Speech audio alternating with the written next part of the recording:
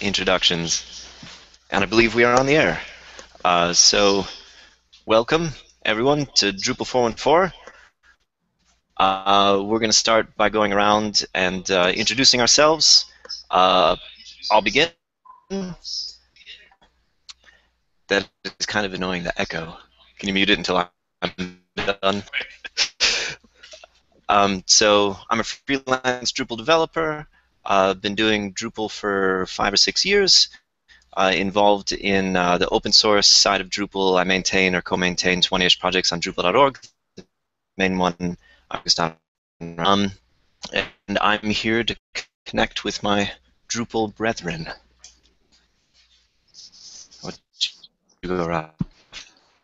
Alrighty, my name is Raphael, and I'm also soon to be a Drupal freelancer. So I work a lot with like corporate intranets and things like that, and right now I'm really working hard to establish myself in the whole open source contrib space and get on my feet as a freelancer.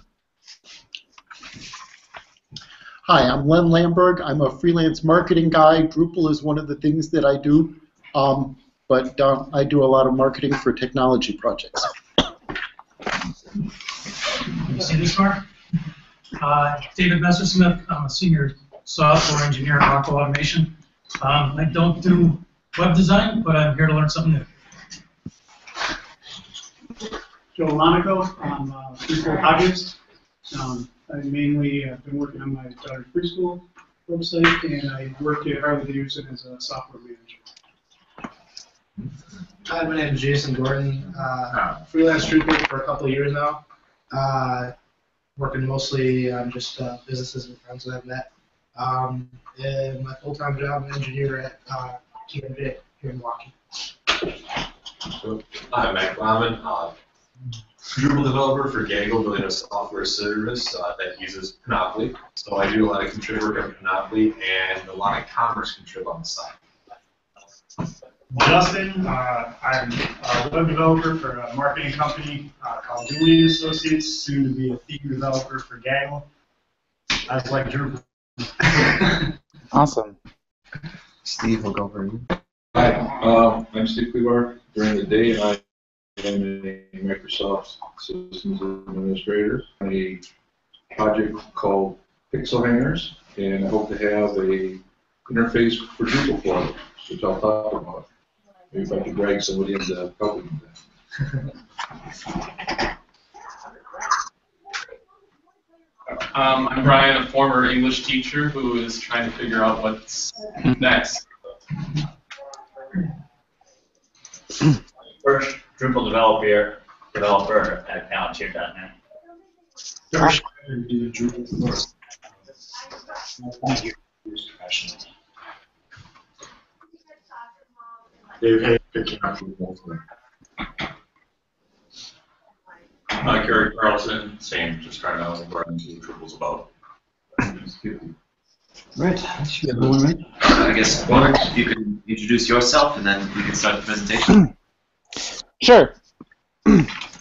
I'm Marc Drummond. I've been working with Drupal for about 6-7 years, something like that, and I work for a city in the Twin Cities and do web and graphic design, and started contributing to Drupal 8 about a year ago, and I primarily like front-end things, theming, and I'm not connected to these speakers for some reason.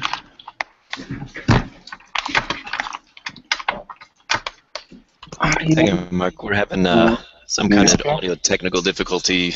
We're not hearing you anymore. We'll figure it out in a second. Okay.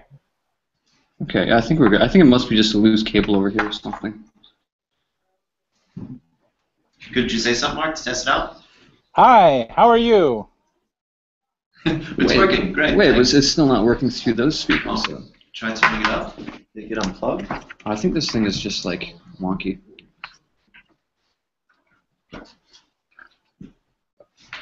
So this is our... Oh, it lost the... Oh, no, it didn't. It's got that on there. This thing looks good. Strange. And that's in your headphones? This is really loose, though. Okay, maybe that's good. Yeah. If like try putting it halfway or something. Mark, can you just keep saying some things for a second? Sure. I like cheese, so Wisconsin has cheese, so there's some very good things about Wisconsin. There's one good thing, cheese. How did we break this right before we're supposed to start? I'm assuming that moving around the computer probably gave the cable. So Just try wiggling those tables. Yeah. how's the audio coming? Are you sure it's like the right plug? Definitely. Good to get where the right plug. Try now. Yeah. Right. Are we getting anything? Hello, hello, hello, hello. La la la la la.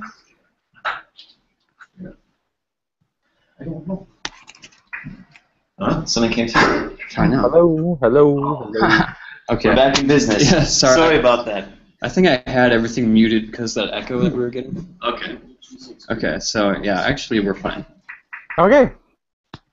Good. All right. So my name's Mark, and I like computers because they always work the way that you want them to, right? So, yeah. So I've been working with Drupal for 6-7 years now, and like the front end side of things quite a bit, working with themes and building cool sites. And I started contributing to Drupal about a year ago with Drupal 8, and so wanted to share some of the things about that. So that's a little bit about me. All right, so I'll get us going here, if that sounds good. All right, you can see the slides here. Can you see the slides? Hello?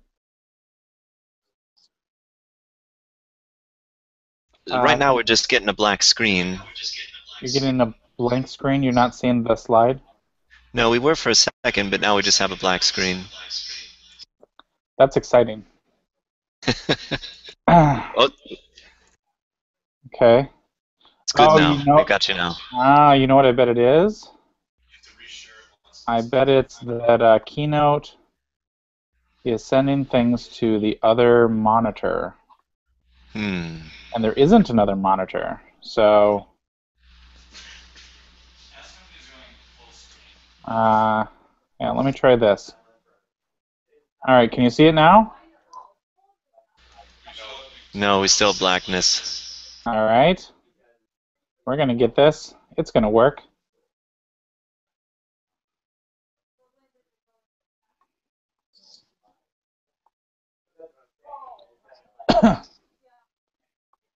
Sorry, opening my display preferences. This is why I like computers. Because they always work. We'll get good at this. This is our first attempt at virtual presentation. There's usually a mirroring thing.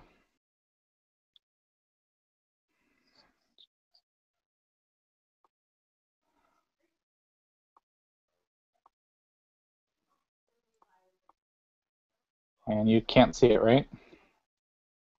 No, we can't see it. All right, there's got to be a way.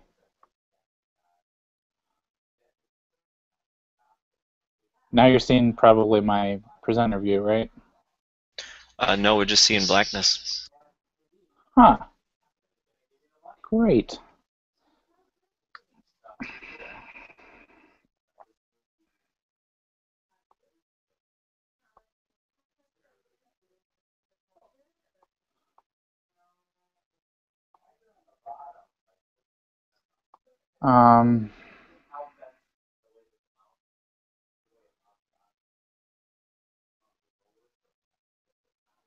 If I can just hide this layout thing,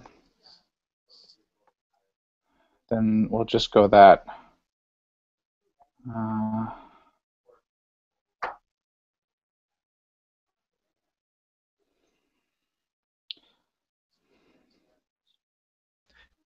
How's That's that? pretty big. I mean, yeah, that could definitely work.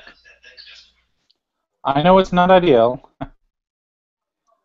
but I think Keynote expects there to be like a projector, I think. So I'm guessing that's what's going on. All right. Well, this has been very exciting so far. So I hope everybody's having a good time.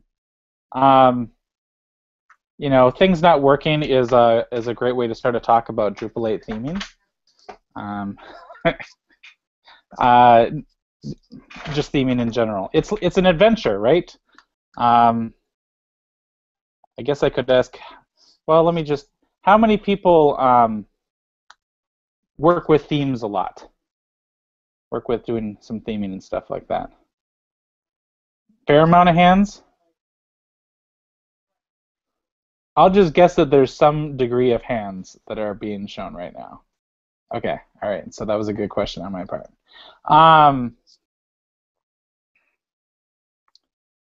right. So today we're going to talk about Drupal 8's on the horizon, and you may have worked with themes with Drupal 7, and so we're going to start out by talking about how themes are different in Drupal 8 than they are within Drupal 7. And then we're also going to touch on newfangled awesomeness, which is what my nice word for all the changes in front-end development that have been happening seemingly every day. So we're going to talk about that and how that relates to Drupal 8 themes. Nice. Okay. Well, I don't have a way to advance to the next slide, so that's awesome.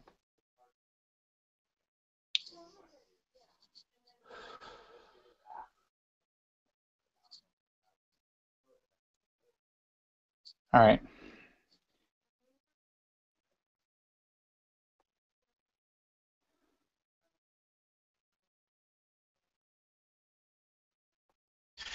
We've had a audience suggestion Yeah. that if you go to full screen and then like switch over to Google Hangouts and then like start sharing your screen there, or like change your screen sharing settings after you've made Keynote go to full screen.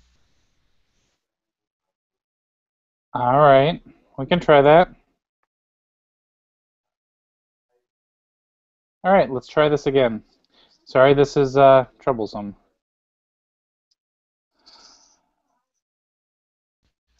No worries, man. We know as little about how to make this work the right as you. Let's try this. Nope.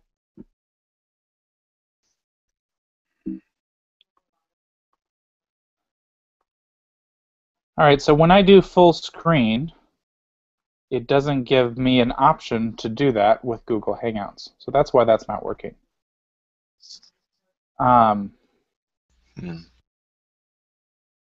So I just need a way to go from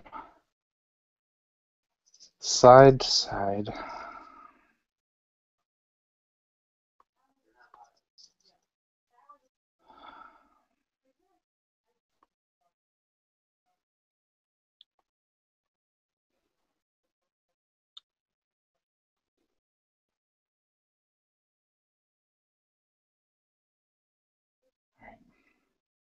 Can you still see it decently large with that? Right now we're just seeing you through your camera.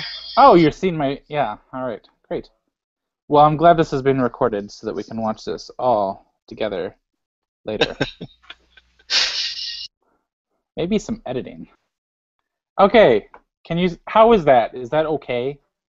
Yeah, with the projector it's big enough. That totally would work. All right, we're going to do this, and it'll be great. All right, there's me.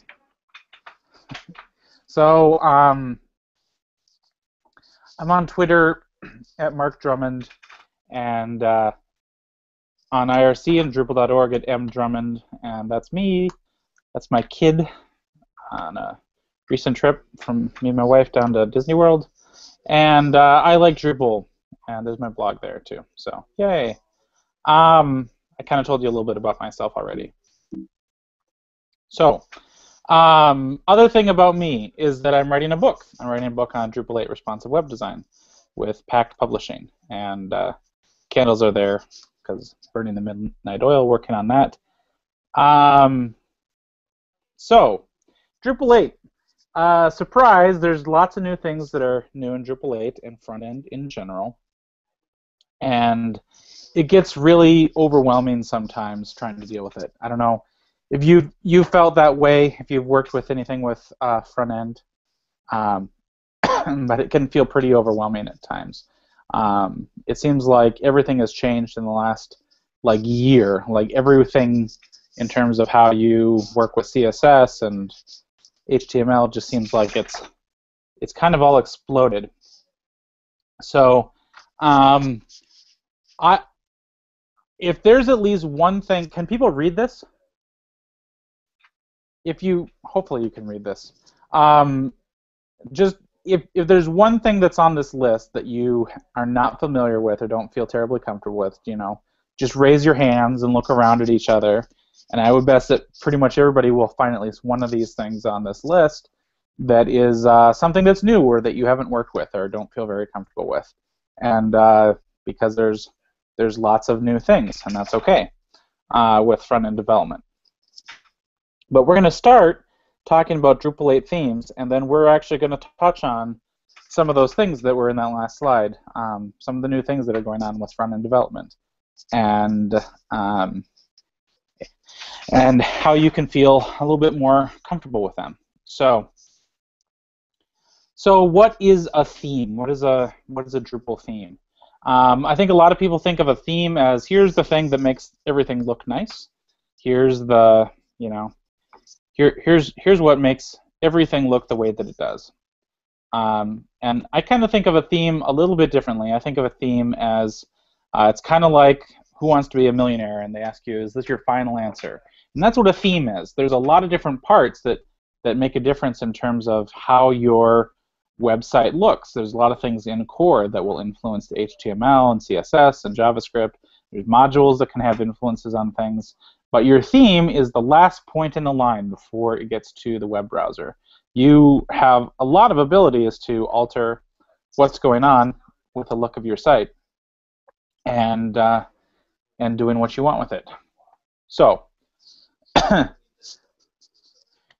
what will you find within a Drupal 8 theme? So, a lot of the things that you're going to find that are specific to a Drupal 8 theme are PHP and YAML files. PHP you're probably familiar with from Drupal 7 themes. YAML's kind of a new thing, but it's not at all scary. YAML's a very simple text format, and we'll see some examples of that. And it's no big deal. So here's the different sort of files you're going to find, and I'll add one more that's new in just the last couple weeks. So the yellow files here, those are YAML files, basic text files. So info YAML, libraries, breakpoints, settings, and schema. Then you get some, just things you'd find in other places as well. You get JSON, config RB. We'll talk about that. That's a Compass thing. Grunt file, package. We'll talk about all these different components. So the pinkish things are PHP, and then orange is template files, which are made with Twig, which is new to Drupal 8, and we'll talk about that. So that's kind of the big overview of here's the sort of files that you would find within a Drupal 8 theme, and then we're going to kind of talk through those and say, all right, well, what do you do with those things? So let's start with theme.info.yaml. So theme you'd replace with your theme names. So in this example theme, I'm calling the theme Atomic. So it would be atomic.info.yaml. And if this is very similar to the .info file that you'd find within a Drupal 7 theme. It's just that it's a .yaml file. And you can see that a YAML file is not that scary at all. It's a key value system. So it's kind of like JSON without all the brackets and the semicolons. You've got something like name and then atomic. So you've got a key and a value. And you have a bunch of these. And you can have a key that has other keys nested inside of it, so like a nested array. So this is these are what you would find right now if you'd go into a Drupal 8 theme. But I'm going to point out a couple of things that are still changing within Drupal and will be different hopefully pretty soon. So some of this should look pretty familiar. You've got name, it's a theme. Engine is Twig, that's new. That's the Twig templating engine. We'll talk about that. You have a description. You say it's 8.x for core. Style sheets will be leaving the info YAML file. You have regions, you have settings, and those two are going away from the info YAML file. So when it gets down to it and we get everything fixed here, get everything up to snuff, it'll be pretty simple. There's some meta information about the theme, and then the regions are defined. And that's pretty much it. That's pretty much all you're going to find in your info YAML file. So let's talk then, to kind of take our tour of the theme files. We're gonna look at how you would add a theme setting to your theme when you go to like the appearance page for your theme. If you wanted to add a custom theme setting, and by looking at that, we're going to kind of get a good tour through the different sort of files that you'd have and what you do with each of them. So themesettings.php, that is the same file name as what you'd find in a Drupal 7 theme. And that's where you would configure the form that would appear on the appearance page and say, here's the custom theme that I want to add. So it's pretty straightforward. There's you're saying here's the form, and it's a field set. The thing that we're going to do is we're going to use Typekit. Typekit is a service that lets you add custom fonts to your site. And so this is going to be how you add Typekit to a Drupal 8 theme. So we're adding a set of fields on the appearance form. And we're going to take two things. We're going to get an ID from Typekit, the Typekit service, and then there's two types of ways to embed the JavaScript for Typekit, and we're going to give an option for how we do that, a Boolean option. So it's not too bad to do that. And then there's another file called theme.settings.yaml, and this would go into the config folder. So if we go back to the root here, there's a config folder, and there's an install and a schema folder within that. So this goes into the install folder. And theme.settings.yaml is very simple. It's just another simple YAML file. And here's our two variables that we're setting here that are form values, and we're setting what the default values for those are. Then the other thing, by the way, I've got a lot of pictures here that are just kind of peaceful settings because I want us all to feel calm, that this isn't too scary, that we'll all get through this together, and these new things will not be so bad. So this is a lovely, Zen temple area in Hawaii, actually, and so we're gonna think about how calm that is. So we set the settings previously, and now we're gonna set the schema for those settings. So that goes in the config schema folder, and again, it's just a very simple YAML file, and it says, here's the settings for this theme, and we're gonna map these two variables to one of them is a string and has a label of Typekit ID. One of them is a Boolean and has that for a label. So not too scary. Then there potentially could be other things that have configuration defaults. This is kind of going away. This has gone away, actually. So, but potentially a module could have something else that gets defined there. But breakpoints are, if you've worked with responsive images, with responsive design, getting images to work at different sizes of viewports, the breakpoints module helps in conjunction with the responsive image module in Drupal 8 helps you to manage that so that you can create different sized images at different breakpoints at different media query values. So this just got added a couple weeks ago. This is at your root folder. You'd have like atomic.breakpoints.yaml. This is bartik.breakpoints.yaml. And you have some names for the breakpoints: mobile, narrow, wide, and then you have a media query that gets saved, and there's some other values that you can set there too. So this might continue to develop as we go forward, but it's another example of what this actually is it's a Drupal 8 plugin.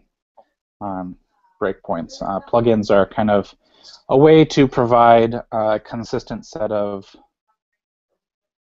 things, code things. All right, I'm not going to explain that very well. We're talking about themes, so I'll not talk about plugins right now. So anyways, those are some of the theme settings things that are specific to Drupal. So I want to kind of move on from that to talk about how Drupal 8 works with the main things you think about with themes, so HTML, CSS, and JavaScript. And we'll start with HTML. The job of templates within Drupal is to take all the great data that we have and then put markup around that data. And so we're going to talk a little bit about the theme role within that. So there's a file at the root level called theme.theme, so atomic.theme in our example here. And this is the exact same thing as template.php in a Drupal 7 theme. Pretty much exactly the same thing. So this is where you'd put process functions. So if you want to change the variables that are coming from core or from a module, and you want to process those a little bit before you send it on to a template, then here's your ability to make those changes. So here we have a very simple one. We have atomic preprocess HTML.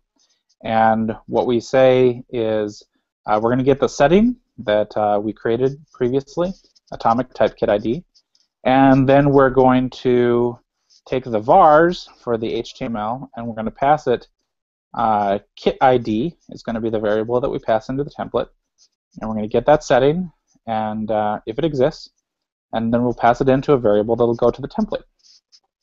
So let's look at how that happens. The new thing that I think everybody's going to really love in Drupal 8 is Twig.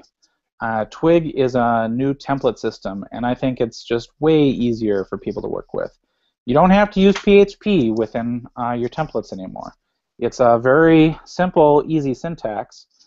So this is html.html Twig. So that's the template for the HTML template. And you can kind of see here. So we have some angle brackets, and what that means is, we're going to print out essentially whatever is in this variable, HTML attributes, and that's so you don't have to do any of the render a variable or have crazy things like a bunch of brackets with like language undefined and 0 in value and things like that. It's very straightforward. You just have to be able to put a little variable in here, or a subvariable, page.styles, page.scripts. And you can also have logic within your templates. And this isn't business logic where you're changing the data, but it's where you're making decisions about what data you're going to display based on a particular variable, and that's something that you can and should have within your template. So, for example, we in that preprocess HTML, we created a kit ID, and I didn't show this, but we also created a variable kit advanced, and so there's variables that we are passing into the template, and so we're saying, very straightforward, if the kit ID variable exists, and if kit advanced is set to true, then we're going to use this block of script, and otherwise we're going to use this block of script, and then here's the variable. So then we're going to pull in this kit ID to the template. So This isn't always the way that you'd add in JavaScript. This is kind of a special case. Typically, if you're using a render array, you might use, there's a special kind of hash called attached that you can put for JS and CSS. Oh, we'll get into that a little bit, but this is kind of a specific case. But anyways, that's just an example of how you can use variables within your theme. So here's another cool thing that's coming down the pike, I think, with templates. So this is a pretty straightforward HTML template, but we're changing it so that it's going to be like this. And what this means is that at the top of the template, we're setting a variable called add classes. And these are things that used to be set in pre-process functions in Drupal 7. And instead what we're doing is we have all the attributes for this article template. We add in a class. It's kind of like jQuery. You have add class. You can also do remove class. And then we're adding these classes. Right within the template, we're deciding which classes go in. So here's some functions like if this variable exists, then we're going to add in this class. We're going to construct this variable. We're going to add that there to put that class together. And so the neat thing is that then right within your template, you don't have to dig into pre-process. You can make decisions about which classes are in your HTML. So that can be a lot cleaner. And the other cool thing that we're working on is there's actually going to be a new base theme within Drupal 8. It's almost assuredly going to be called Classy. And basically, Classy is going to have all the templates like this that have a bunch of classes within them. And so if your theme wants to have all the classes that Drupal 7, we're modifying these a little bit, but wants to have a lot of classes in it, then you can use a base theme of Classy. And then you get all those classes. And otherwise, if you don't set Classy as your base theme, then you don't get all those classes. So if you're making like a Bootstrap theme or something like that, and you want a very specific set of classes, and you don't want to wrestle with Drupal, then you don't have to do that. So in a starter theme like Zen or Omega can set Classy as their base theme, and then your sub-theme just is like normal, will be based off of Zen or Omega or something like that. So that's another thing coming down the pike. So so I just wanted to touch on a couple of other templating tools that you might run into with front-end development. So handlebars and mustache are two other templating tools that are very similar to Twig. If you are familiar with Twig, you would get those pretty simple, pretty straightforward. They're not included in Drupal 8, but you might run into those terms. And they're kind of, I think, pretty sure mustache gets used with some JavaScript in particular. Web components is this other really big thing that's coming down the pike, and web components are basically you have the ability to create your own HTML element, and then you define everything behind it. It can encapsulate other HTML elements or custom HTML elements that you create, bundled with CSS and JavaScript in a very encapsulated way to add new functions to a site by just adding one simple custom HTML element. So the support for those is coming down the pike, but there's a lot of people who think that'll play a big role going forward with front-end development. And then Haml is another sort of HTML templating thing. If you're familiar with Sass for CSS, which lets you do pre-processing and lets you use variables and kind of write a more succinct syntax than you would if you were running Sass CSS straight out, Haml is the same thing for HTML. Kind of a way to pre-process HTML. I don't see a ton of that going on. It's kind of, I think, we're out of the Ruby community, but something you might run into. So I sort of touched on CSS and JavaScript assets. So let's circle back to that. So the main way, if you're going to have CSS and JavaScript that you're adding to your theme, there's a file that is in the root of your theme directory called theme.libraries.yaml. So in our example theme, it'd be atomic.libraries.yaml. And that's where you add in your your CSS and JavaScript. If it's going to be something that's pretty much used throughout the site, or if it's dependent, it has a dependency, you can declare dependencies, where, for example, the CSS is only going to be used when maintenance is involved. So, so this is no longer in the .info file, it's in the libraries.yaml file, and it can do dependencies and other cool things. So, I'm not sure if this is going to make it into core or not, but there's this other kind of library called Aesthetic that is a tool for managing CSS and JavaScript, and we've kind of had struggle getting some people that have the time and ability, energy to work on getting this working quite right, but it gives a little bit more power for how you work with CSS and JavaScript, adding those into a theme. So, but aesthetic, just a word to keep in mind because it might come up. So JavaScript, I just want to touch on some of the things going on with JavaScript because these will play into things that you'll hear talked about with Drupal 8 themes.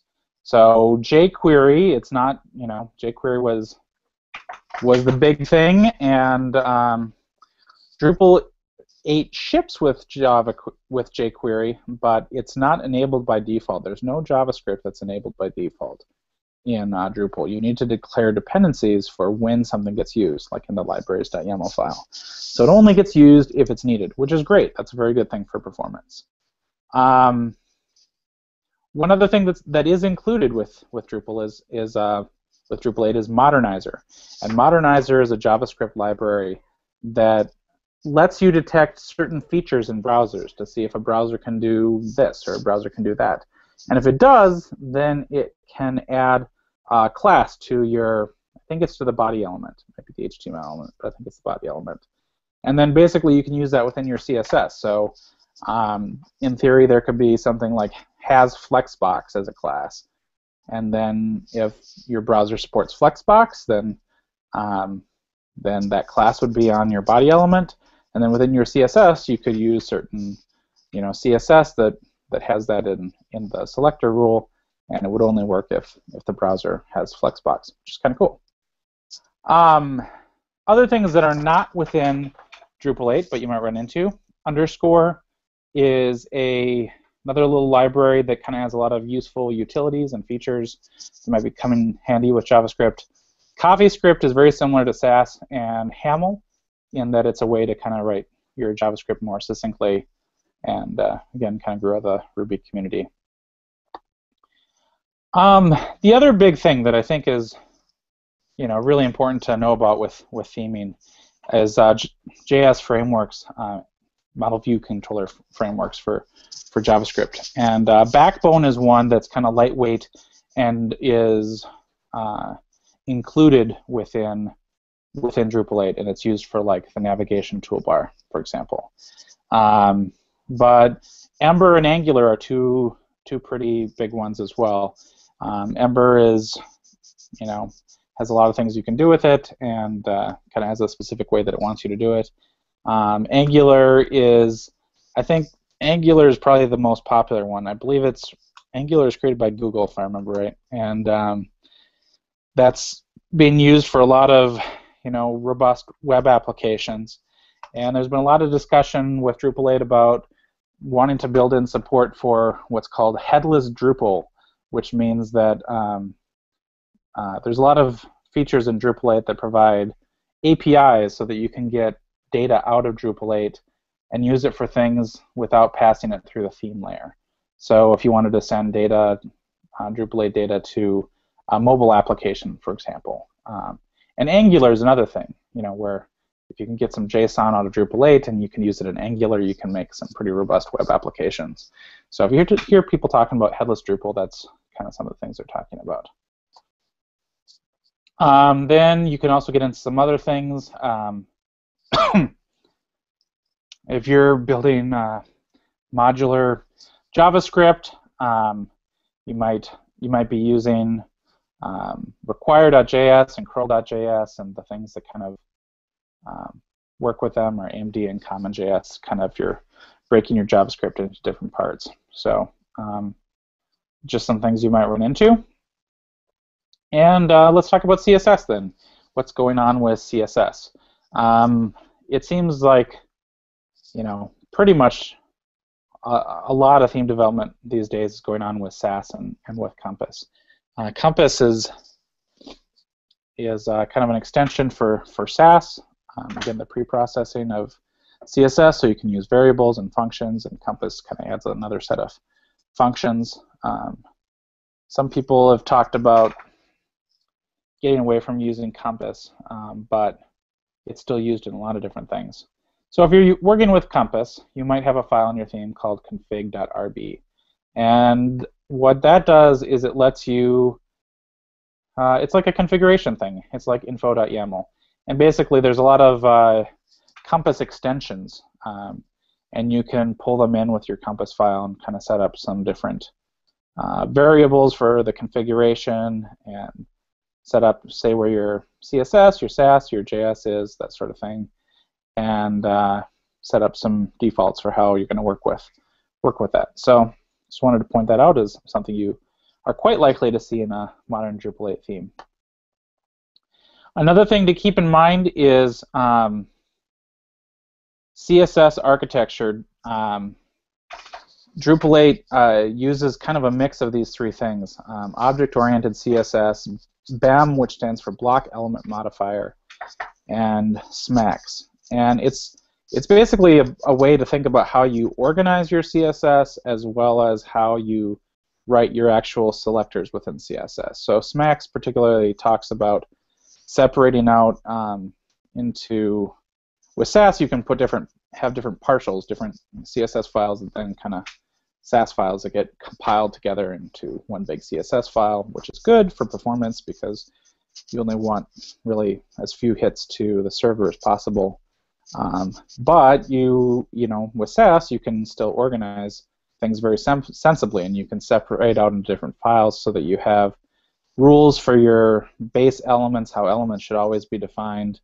In terms of styles, you can set up separate files for your layout, how you want to handle layout, and then separate things for components or objects, which is saying that instead of having one big file that has everything, and then having very long selectors with chains of like regions and elements, instead you'd have a component. So you might have a progress bar, and the kind of wrapping element might have progress on it, and then some of the sub-elements inside of there, would have this is a BEM syntax, so the underscore means that there's an element that's progress track, progress bar, and so then here these are variants. So progress -- small, it says this is a variant of the progress bar that's smaller,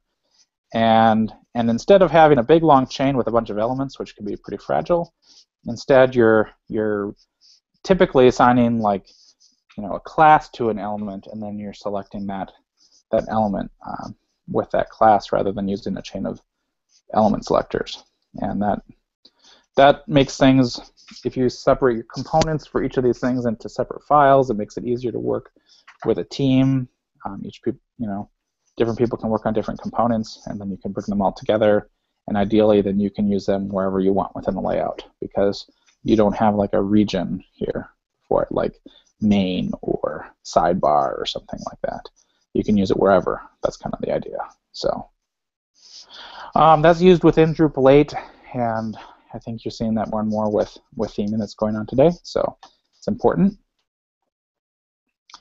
The other thing that you'll find a lot of talk about is different CSS frameworks. So Bootstrap and Foundation are two of the bigger ones. Gumby is kind of a variation of Foundation, and WebStarter gets a new thing from Google that's kind of a starter set of CSS templates and things. And these typically are based on having a certain set of classes that you apply to your HTML, and then they have certain effects on how your site looks. And so some people like them because they have They make it fairly easy to just know if I use this class, I get to make it look like this.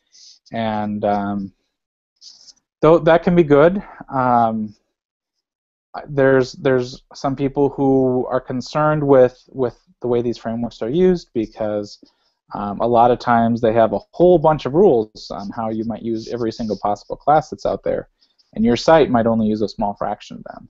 But all that CSS is still on your site, and that can be a lot of bloat. So that's one challenge with them, and you know, sometimes the way they work with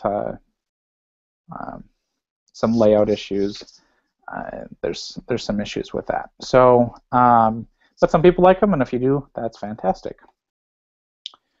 So, another way is if you're not going to use Bootstrap, you might want to come up with your own layout system. And so, if you're working with responsive design, a lot of times you want to use a grid layout for kind of setting up different columns and setting different objects like a sidebar to take up a certain number of columns. So there's a number of grid frameworks out there that work with Sass that are quite good. Zen Grids was developed in conjunction with the Zen theme. Suzy is another good one, Suzy 2 particularly. And then Singularity is another very robust grid framework that lets you do a lot more complicated things. Suzy 2 has kind of picked up some of those unique things that you can do in terms of not just defining like 12 columns, but you have one column that's 3 times as large as the other columns, for example. Singularity, at least right now, sometimes processes a little bit faster when you're processing your CSS with your Sass. So there's some advantages with that.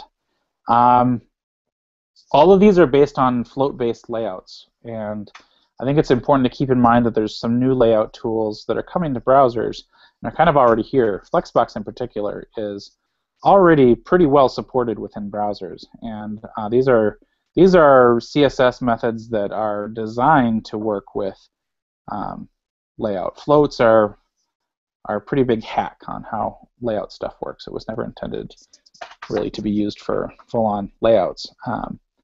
And so I think these are things to keep in mind. Some of these frameworks might incorporate these tools, or you might end up just using those without a framework. So anyhow, and then there's a number of kind of, in Compass, I talked about how you can add extensions. So these are different gems, which is kind of like a gem is kind of like a little application, a little app that self-contained set of features that does a specific thing. So Breakpoint is one that lets you easily manage your breakpoints, your media queries, and put those into variables and then use them throughout your Sass. Toolkit has a lot of nice little functions that you can use within responsive web design. Modular Scale lets you work with typography. Color Schemer, you'll be shocked by this, but it helps you set up a color scheme with Sass and use different color variables. Sassy Buttons, again, very surprising. It does lets you easily make buttons within Sass with different styles. So lots of things going on with CSS. So those are kind of, some of the things you'll find with HTML, CSS, and JavaScript going on. But as things get more complicated, there's more and more tools to hopefully help make it a little bit easier. So we're going to talk about some of those tools. I think it's pretty hard to do Drupal 8 theming without some use of the command line these days. It can be done, but really to take, there's ways to work with Sass and things without the command line. But it's really not that scary. I had never touched really the command line. I mean, now and then I had, and followed some detailed instructions, but not until about a year ago did I really start using the command line, and it's not that bad. Like, if you learn 5 to 10 text commands to type out, like, you can do a lot of things on the command line. So maybe you're already using it, it's great. It was newer to me, and I've gotten comfortable with it. Git, great version control system. You may well already be using that. I kind of started using it in conjunction with Drupal 8, and with doing contributing work, and it's it's got some things to learn, but it's not too bad. Composer is, we're going to kind of get into this a little bit. Drush, if you've been working with Drupal on the command line, then you're familiar with Drush probably, which is a way to do a set of command line commands to control things about Drupal. And what's important to know is that Drush now uses Composer. And Composer is a package manager. We're going to talk a little bit about those. And it's something that you need to install to be able to install Drush. So we're going to talk about dependencies and packages, because you're going to run into a lot of this dealing with all of these tools. So we've got goats. I like goats. I think goats are fun. And these goats, well, this goat's leaning on that other goat. So that's kind of what we're talking about here. We're talking about dependencies where you need to install something like a Sass gem or some PHP function, but it depends on some other thing, and they lean on each other. And you don't necessarily want to keep track of, if I install this thing, I also need to install this other thing. And now there's some really good tools so that you don't have to figure that out all on your own. So for PHP, there's a tool called Composer that lets you install these chunks of functionality. And the way that you do that within your theme is you would have a file that says composer.json. That's the name of the file. Drupal 8 has this, for example, and this is kind of a snippet of that. And so these are saying that here's a bunch of different projects, and here's the version numbers of those projects, and we're going to say that we need to have those if we're going to run Drupal 8. And so that's one of the things that these package managers can do, is you can say, I need this thing, and I know that this version and up, or this minor version, will work with what I'm working on. I know that works. And then what you do is you can just go in and type, once you get Composer installed, you just type Composer install, and it will pull in all of the other things, all the dependencies that you need. So, and that's more of a back-end thing, Composer, but I talk about it because it's very relevant for understanding some other things that you get to use a lot on the front end. So Bower is one thing. You might find a theme that has a file called bower.json. And what that does is says, hey, I've got some dependencies for this theme. I have eq.js and formalize. These are two kind of libraries. Bower deals with a kind of a combination of CSS and JavaScript. And instead of you getting a theme and it tells you, okay, you got to go to this website and download this set of this JavaScript library, and it has to be this version, and figuring all of that out yourself, and then that depends on this, and this depends on that. Instead, you just have a bower.json file, and then on the command line within your theme, you type bower install, and it goes and pulls all those things in. And you might still need to connect those up in your libraries.yaml file, but it's a lot simpler, I think. It's a new file, but it makes life a little bit easier. Node is another type of package thing. So Node itself is node.js, is a way to run JavaScript on the server or on a local development machine. NPM is Node Package Manager, and it does the same thing that Bower and Composer does. You have a package.json file that you might have in your theme, and it's got some Node packages and some version numbers, and all you then do is type npm install, and it will pull this in. So this particular theme it's pulling in Grunt, which we'll talk about in a little bit. Grunt's a very useful tool. Ruby also has some management of particularly gems. We talked a little bit about some gems that were useful. And those can have different versions that can get out of sync with each other, and some gems will only work with other versions of gems. So you'll probably have a theme may have a file called gem file within it. And what that does is that has a list of here's all the gems that we need, and then you would type bundler install, and it would go and pull all of those in, and then it'll write a file called gemfile.lock and says, hey, these are the actual versions that are installed with this theme. And that way, if you pass your theme on to somebody else, you've got another developer working on it, you can make sure that you're all using the same versions. That's true with all of these things. You can make sure that you're all on the same page. Sometimes you'll have gems that only work with specific versions of Ruby, the programming language. And so then there's things that control,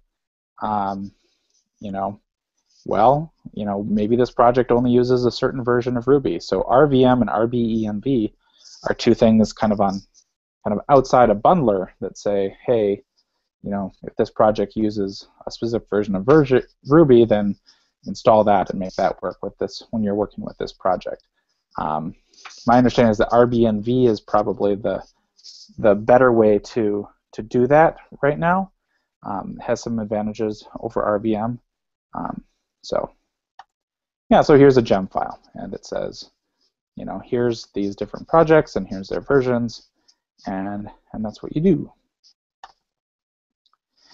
So that might start to be getting pretty intimidating. Like, how do you manage? It's a lot of work getting your local development environment set up to work with all these different things, working with different, package management tools and things. So another thing you might want to, I think a lot of people have worked with MAMP or WAMP or LAMP or XAMPP, which are tools to let you have a creative local development environment that's kind of self-contained. So it says here's the versions of PHP and MySQL and Apache so that I can work locally and try things out. Acquia Dev Desktop is another kind of Drupal-specific thing along those lines. I work with a Mac, so I've been using a tool called Homebrew, which is kind of another package manager that can install certain versions of PHP and Apache and MySQL and things like that on my local command line. And that's great, but you still have to, with all those things, kind of know what you're doing and know how to go into the configuration and set the right settings, and that can be kind of confusing. So two other tools to probably know about are Vagrant and Docker. And both of those are ways that basically you can set up. Chef and Puppet are two tools. They're both in the same space. They both do kind of similar thing, where you can set up a sort of recipe and say, this is what I want for my local development environment. These are the different tools I want. I want Bundler, and I want NPM, and I want Bower, and I want these versions of it. And create me a local development environment with Vagrant and Docker that has these settings. And then you have that file that has the recipe, and then you do Vagrant's installed. You would type Vagrant up with this, and this recipe then kind of does its work and creates a local development environment for you that has all the things already set up for you, and you don't have to worry about setting up all the things yourself. So that's kind of neat. Yeoman is another thing that you might see with Drupal 8 themes. This is kind of becoming more popular. And Yeoman is a scaffolding tool, and it can build a theme or module, but I've seen it with a number of themes. If you've worked with a theme like Zen, for example, you might in the past have had a folder called Starter Kit that you would copy and paste, and then you would rename Starter Kit to your subtheme for Zen. And then you would have to go through every single file, and then you'd have to rename things. And it was kind of a pain, because if you missed one thing, then something might break. And then Drush, there's tools within Drush so that you didn't have to do that all yourself. And Yeoman is another tool, basically, that you would do like Yo Aurora, for example, for the Aurora theme.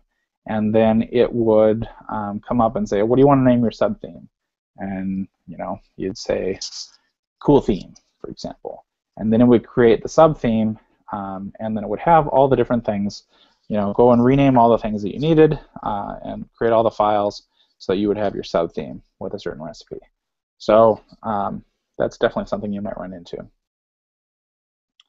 Task runners.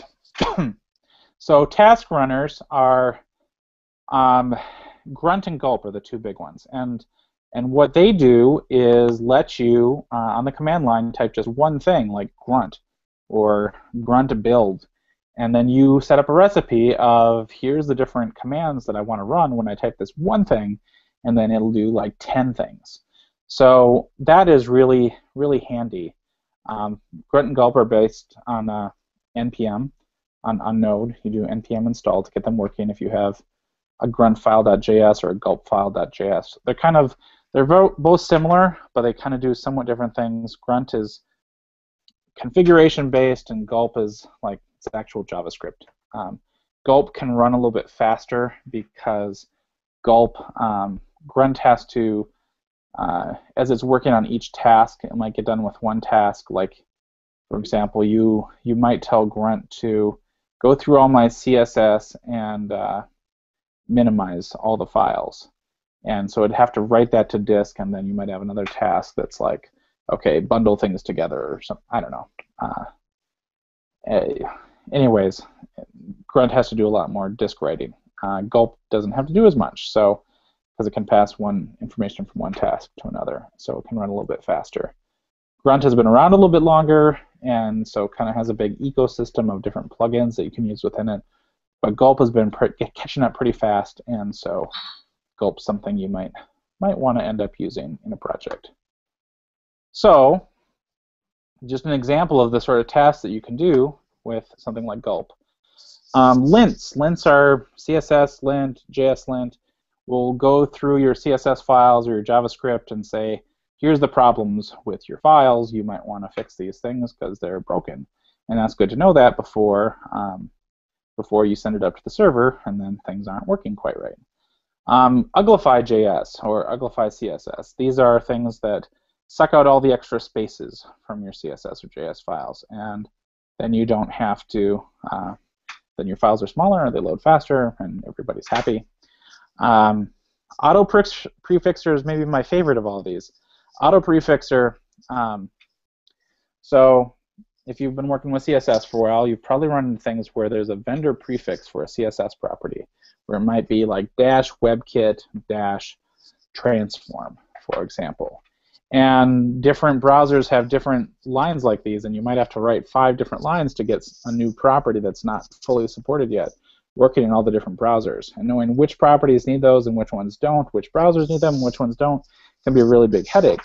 Compass is something that tries to solve this by having you have a mix-in, kind of a set of functions, a function, where you could do @include transform, and then your CSS, and then it would write out any of the vendor prefixes you need. But you still need to know whether or not you need to use that mix-in, the @include transform, or whether browsers fully support it and you don't need the vendor prefixes. So auto prefixer takes care of all of that for you. You just have auto prefixer working within your Grunt or your Gulp, and it goes through all of your CSS, and then it writes out vendor prefixes if it needs them, and does some other things, nice things, like uses Flexbox is a really useful CSS layout tool, but it had kind of a few different versions as it was getting developed, and so auto prefixer will go through and like make sure that you're using backwards compatible Flexbox for older browsers so that it just works everywhere. So that's pretty cool. That saves a lot of time. Then there's other tasks that can optimize your images, your JPEGs, or your SVGs. Then you can run shell commands, for example, or you can copy files from one place to another. I've used this to compile Sass and then move it into, I use a tool called, we'll get to this in a little bit, called Pattern Lab, which is a pattern library, kind of a style guide sort of tool, and then pushes it into there, and then you have your production CSS working within a style guide, and it's staying up to date, which is kind of neat. So here's an example of a Gulp file. So you're setting some variables for the different plugins that you're using. Then you have a task, and you're initiating it, and so this one is it's taking your JavaScript and it's doing JS hints, so it's telling you some JavaScript problems. Here you can run Compass, so you can have it run your Compass to make your Sass compiled. You can have a task to watch things and update them as they get updated. And Browser sync is a neat one. That means once you update a file, then your browser automatically reloads so that you can see how it looks when it's updated. So, and then you have, just some very simple things. So you can type gulp serve, and then it'll do a set of tasks. So you can bundle multiple tasks together. So that's pretty neat. Prototyping tools. So as we're working with Sass and we're working with responsive web design, rather than creating Photoshop comps for everything, we talked about components, CSS components, and it's becoming more and more of a best practice to kind of work within the browser and work closely between designers and developers rather than a designer making a Photoshop comp passing to the developer and they have to make everything. Instead, if they can work together in the browser and see things as they develop, then that makes things a lot better. So style tiles is something that you create in Photoshop, but it kind of shows how fonts and colors and things look. Element collages kind of makes that a little bit more robust. A visual inventory is, let's say you're redesigning the site and they've got 12 different types of buttons. You might go through the site and like make a display so you can see all the buttons, and then decide, all right, we only want one or two different types of buttons. Style guide generators. So a style guide is sort of says, here's all the styles on our site. Here's the different things that you can do. Here's the way that you can make things look. And then here's the HTML and CSS or HTML class to make the CSS work. And so there's a few different ones. Style prototypes, Pattern Lab is one that I really like. KSS is one where you put like HTML like examples into your Sass, and then it supposedly magically all works.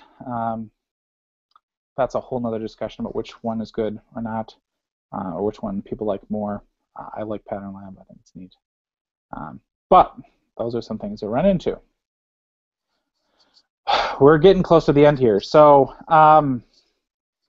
so you've got all these things. You've got your HTML, your Sass, your CSS, your JavaScript, and you're getting ready to push it out to the browser. Well, the old way was to get a whole bunch of different computers and try everything out, and then push it to the site and then go and fix everything. And there's some more tools to help make that easier. So the browser stack is a tool where you can get screenshots from a bunch of different browsers and sometimes use a live environment with those. So instead of setting up a computer with 5 different versions of IE, you can use browser stack, and that'll help you out. And there's tools that you can use to get screenshots from different browsers right from the command line. So Wraith and PageRes. Headless browsers, Phantom.js and Slimer.js are like tools that basically you can use within a testing environment to pull down a particular page and then do something with it. You can test it out with BDD is behavior-driven development, and there's tools like Behat and Casper.js that can basically, you can say, all right, go to this page and do this thing, and then we're going to check to see, all right, what's the output for that? What is it working the way that we expected it to?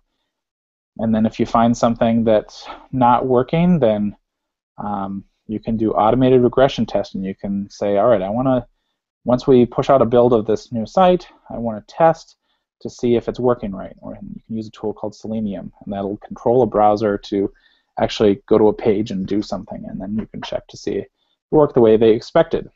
And then, when you're ready to push things out to a production server, you might run into something called continuous integration, where it's basically testing your code. Jenkins and Travis CI are 2 big tools for this, and making sure that everything works once you integrate it in with kind of the master branch and before it gets to the server. So I certainly feel really overwhelmed by all of this. It's a lot to deal with. These are a lot of new things. This is really different than like 5 years ago. So many different new tools, so many different new techniques, and why do we have to do all of this? Why have we changed everything? So I think, to kind of take a step back, the reasons we're doing all these things is because if you've got a development team, working on things, and they're all working on the same project, you kind of want to make sure that they have the same environment, that they have the same setup, so that you can get consistent results, and that they have the same setup as what's on your production server. You can use Vagrant to do that, where you set up a recipe that has the same development environment as what's actually on the server, and so then you can know if I do this, it's going to work consistently. We've also added new capabilities. We've added functions to CSS, variables to CSS by Sass, and that lets us do things so that we can focus less on remembering all the different browser bugs and how to work around them, and focus more on, okay, how do I create a really great theme that really has the design that I want. And then you can find errors and improve performance before you deploy things. Rather than putting it out there and then fixing broken things, you can hopefully find some things before they get out on the server, and even if it's a testing server. So even knowing that, it's kind of crazy, right? It's kind of like, this is a lot to deal with. This is a lot on our plate. So I just want to reassure you that you don't have to do all of this at once. It's okay to just use, HTML and CSS and JavaScript if you want, but these new tools can let you do cool things. So maybe you want to just try out one new thing on the next project that you work on, and another one, maybe you try something else, or you don't. Maybe you don't have time on that project to try something new. But rather than trying to learn all the things on their own and then do one big project that uses all those things, task-based learning is really useful. I've got to do this one thing for this project, so I'm going to learn how to use this new Sass tool because it would be really handy, and then I can put it to place and see if it works for me and my workflow, and if it doesn't, then I won't use it in the next project, and if it does, then maybe I'll use it again and it'll be a little bit more familiar, and so on and so forth. So, I think of web development sometimes feels like you're kind of in the rapids, right? Like everything just seems to always be changing, and you're kind of going along, and you sort of know what you're doing. Everything's changing, but you know how to row, and then suddenly it feels like everything is turned over. I've felt like this. I felt really overwhelmed this spring, and then I was like, I can't do anything here. I just don't know what to do anymore.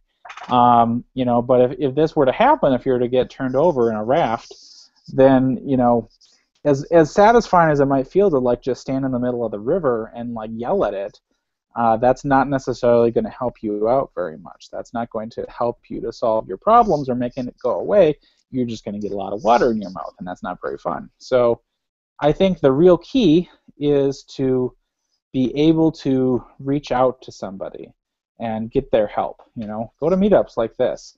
Find somebody else that knows something and ask them some questions. Do some tutorials. Try a new thing, and if you do that, then you'll be happy like this guy. He looks really happy. And then you can kind of get in a rhythm, and somebody's shouting out left and right and left and right, and you make it down the river, even though it's kind of changing all the time, because it's going to keep changing and it's going to keep having things happening. But if you try to help people out and help them out, accept their help, then it gets better. So I learned a lot by contributing to Drupal 8. So I'd encourage you. We still need help on making things better for front ends and for themes. I kind of pointed out some things where we still need some help, and that's a great way to kind of try some new things out and learn new things. So. Again, this is me. I kind of feel weird because I've been, sort of just talking straight for a while. But I think it'd be great if you guys have any questions, and we can talk through some things. So I'm gonna stop my screen sharing, and then. Thanks, Mark. So that was a long. I used a lot of words there. Hopefully, I didn't. Anyway. Does anyone have any questions? Yeah. What's the question? Okay, so can you hear me all right? Yeah. Yeah. So my thing is, I know D8 has Composer Manager, which will Drupal modules for like composer.json. Does it scan themes, and could you use Composer to manage like your external libraries?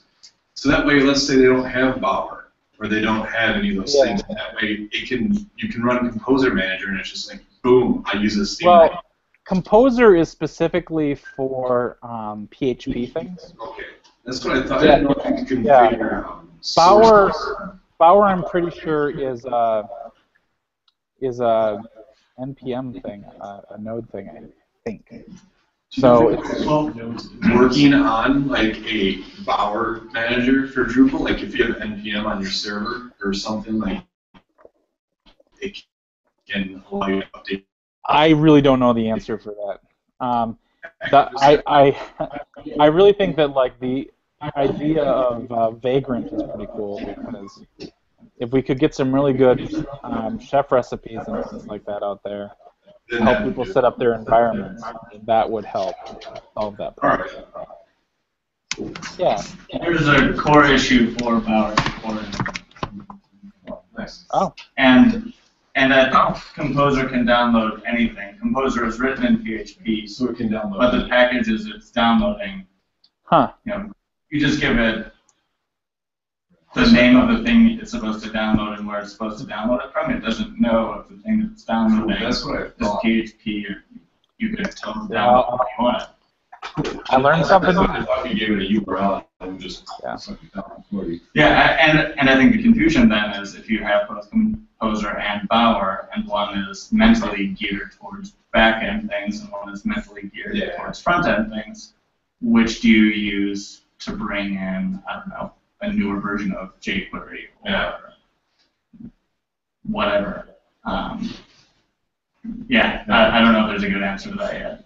I think we have like automated deployments, and our servers are deployed on Puppet, so adding something to the Puppet file, then you have to like deploy it to all the servers. But like we already have PHP and Composer, so if we can use Composer to download things that we've done in Bower, our essays are going to be like, what are you talking about? You want to add something, because the movie was hard enough. Yeah. Sweet, thanks. Thanks, both. Cool. Any other questions? Yeah. I have a question. Yeah. You mentioned like an enormous number of things. There's a couple. Just one or two. If you were to recommend like one thing to learn, like that would revolutionize like the way you do theme development or front end stuff the most, like what would that thing be? Well, Sass. Sass and Compass. Yeah, if you haven't worked with Sass yet, it's magical. For Drupal 8 themes, I think getting comfortable with Twig, I think, will really make it. I mean, it's not going to take you much time, honestly. Twig is pretty straightforward, but I think that's pretty cool. I also think that Grunt and Gulp are very, very interesting. If you're working with command line stuff, if you can get comfortable with that, you have to type less things. And I like to type less things. So I think those are pretty cool. Yeah. Any other questions here, or if anyone in the Hangout has any questions, just unmute yourself and say what up. Yeah. I got a question. What do you think is the road to web components for Drupal? There's an issue about web components. I think my answer to that is ask John Albin. He's been working a lot on that. He has a good presentation. If you go to the Austin DrupalCon site, I think he did a presentation there on web components. So it was more of a discussion. Yeah, Chris Weber would be another really good person to talk to. He's in love with web components. So I don't know. I haven't worked. I know what they are, and I kind of know what they do and things like that. The browser support isn't fully there yet. There's polyfills that let you use web components now, but they're pretty intensive, so when you're using a lot of JavaScript to pull in a functionality that's not in a browser, particularly that much stuff, it can slow performance. So at least that's my understanding. Maybe I'm wrong. I don't know. I'm not an expert on web components. But I don't know. I don't have a good answer for you on that one. Sorry. Any other questions? How did that seem to people? Did it seem pretty straightforward doing a theme in Drupal 8? Yeah. I know I have one question. Yeoman, how difficult is it to set that? Is that Yeoman? Yeah. Do you need Node for that as well, or is it really? I don't know. I don't know. I haven't set it up. I just kind of have used it for a couple themes. So, I mean, with all these things, it's kind of like there's one level of knowing how to use it, and then the other thing is like how to develop the thing, you know. So there's a site for Yeoman that explains it pretty well, though. So, all right, I'll check it out. Yeah. Any other thoughts? So I have another question. Yeah. So I know that recently you've started contributing to Drupal 8 and working on core. Yeah. What would you say, like, to people who are interested in getting involved in developing core? Like, how would someone get started with that? Great question. So, no, very good. I would say that going to a Drupal camp is a really good thing, particularly if they have a sprint, or DrupalCon, where they have sprinting and there's mentors available right there to help you out. I think getting a local development environment set up first is really important. If you're going to be working with contributing, you might want to look at getting PHP Storm on your computer. It's kind of become the standard tool for Drupal development. And you can get a version that, what do they call it, the preview version or something like that, where they put out like a developer preview version every couple of weeks, and they don't charge you to use that. So that's kind of cool. But outside of those things, the other thing is there's core mentoring hours, and those are Monday nights and Wednesday mornings. And if you Google Drupal core mentoring, you'll find the website. But basically, there's a specific time that you can show up in IRC in the Drupal channel, #Drupal. And there's a bunch of people, mentors, that are there to help you out. They can help you learn how to do different tasks. Another site that I used that was really helpful is Drupal Ladder. And Drupal Ladder kind of shows the different steps to get involved with contributing. And like each step builds on the next. So it's like, all right, let's start with getting your local development environment set up. Let's get Git set up. Let's learn how to do a patch. Let's how to review a patch, or just a bunch of different tasks, and do one thing at a time, and then you start getting comfortable with it. The other thing I found really useful was there's a lot of really good Drupal 8 video training resources to kind of understand the concepts. So Drupalize Me has a series on Drupal 8. They have a resource guide. And then Build a Module also has some very good kind of things that help walk you through the conceptual underpinnings of Drupal and Drupal 8.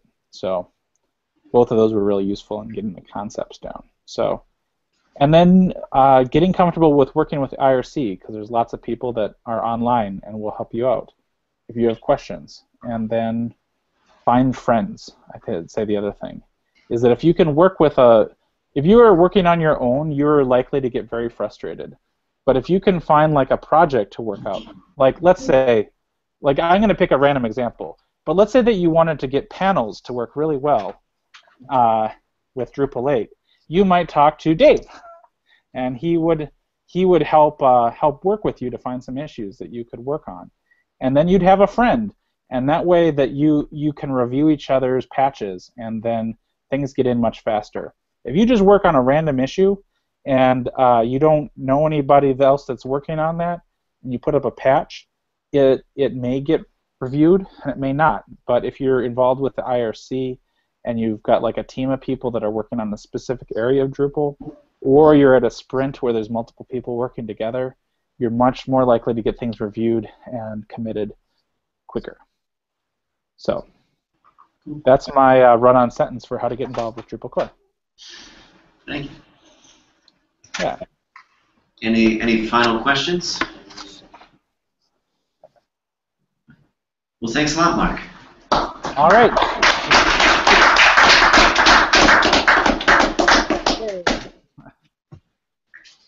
All right. Take care. See you. Thank you.